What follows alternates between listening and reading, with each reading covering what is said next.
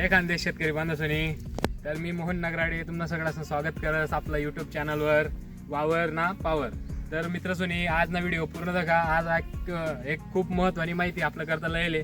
तर माहिती अशी आहे की कॉटन कॉर्पोरेशन ऑफ इंडिया म्हणजे CCI ज्यांना आपण आपला कापूस विकायला जातोस तर त्यांना मग आपण CCI मग कापूस कसा करता विकायला जातस की आपला जो कापूसले हमी भाव भेटायला पाहिजे. तर या वर्षीले भारत सरकारने हमी भाव जो जाहीर करेल तो मध्यम लांबीना जो धागा होईल त्यांकरता 7,710 रुपये आणि जो लांब म्हणजे जास्त लांब धागा होईल त्यांकरता 8,110 रुपये हा भाव आपला भारत सरकारने आपला कापूस न करता हमी भाव मनीसनी जाहीर करेल यंदा.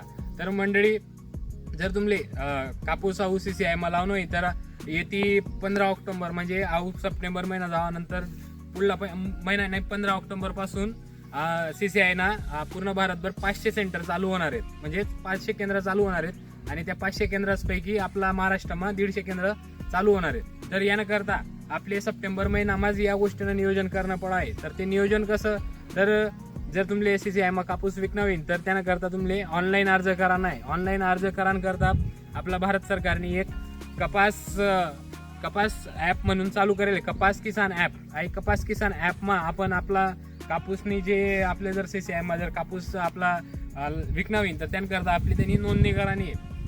तर त्या नोंदणी करता शेतकरी बंधूंसाठी सगळ्यात महत्त्वाची गोष्ट अशी आहे की आता बघा तुम्ही 1 ऑगस्ट पासून पीक पाणी ॲप चालू जायले.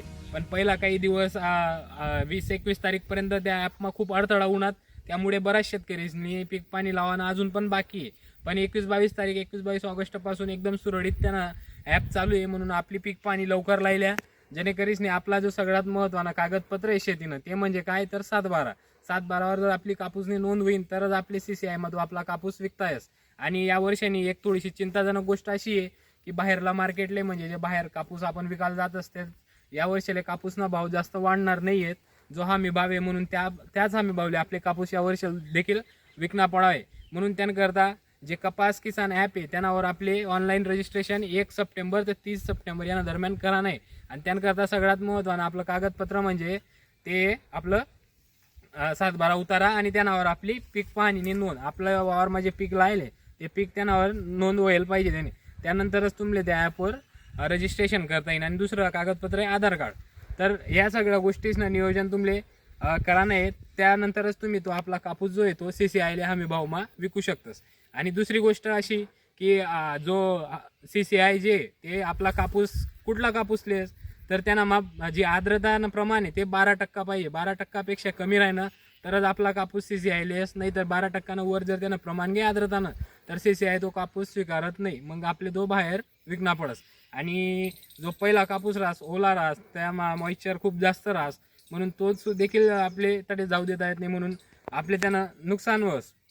आणि बऱ्याच शेतकरी संघटना आहेत शेतकरी बराच ज्या पुढारी किंवा नेता लोक आहेत त्यासनं असं म्हणणं आहे की आई जे 12% जे लिमिट ते 15% व्हायला पाहिजे. पण ते अजून व्हायला नाही आहे. म्हणून आपल्या सगळ्या शेतकरी बांधवांची अशी विनंती आहे की आपण 12% आर्द्रता किंवा 12%पेक्षा कमी आर्द्रताना जो कापूस आहे तो CCI आपले लय जाणं आहे आणि त्याच्यात आपले तो चांगला हमी भाव भेटावे. म्हणून सगळ्यांनी एक काळजी लिहा. आणि 1 सप्टेंबर ते 30 सप्टेंबर दरम्यान मी अजून परत रिपीट करस कपास किसान ॲप या ॲपद्वारे तुम्ही आपला कापूसनी नोंदणी आपला पीकनी नोंदणी ते तुम्ही आपले कापूस CCI मा विकायला लय जाणं यांकरता करेल्या म्हणजे तुमले काहीच कुठलीच अडचण येणार नाही. तर तुम्ही सगळ्यांनी हा व्हिडिओ दाखवा. तुमले जर व्हिडिओ आवडणार होईल तर अजून दुसऱ्या शेतकरी बांधवांपर्यंत पोहोचाडा जेणेकरून त्यासले बी कापूस CCI मा लय जाऊन टाईमले काही अडचण येणार नाही.